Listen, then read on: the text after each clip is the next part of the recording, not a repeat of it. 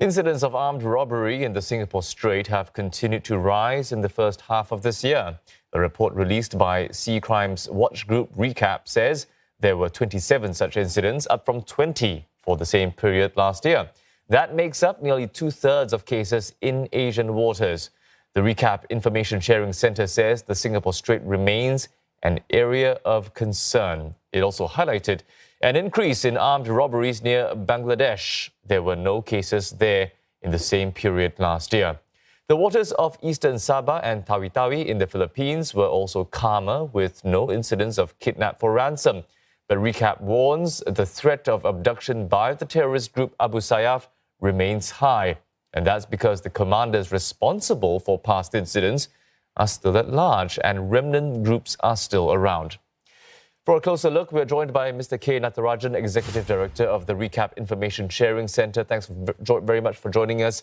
27 of the 42 incidents we're seeing were in the Singapore Straits. How serious were these incidents? Thank you for having me for this interview today. The Singapore Strait, as you are fully aware, the sea areas cover three nations. It's Singapore, Indonesia, and Malaysia. This strategic strait invariably witnesses on a daily basis about 1,000 ships carrying huge volumes of oil, chemical, and containers. The perpetrators invariably target vessels of low freeboard, slow moving during the hours of darkness. The 27 incidents which are reported during this first half year of this year are of low severity in nature, and 26 incidents of the 27 are in which the crew are not armed, except for one incident where the crew was threatened.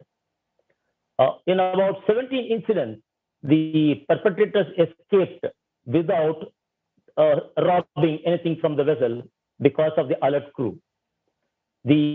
Unless the perpetrators are not arrested, they will have their run in continuing with the intent of boarding the vessel of opportunity.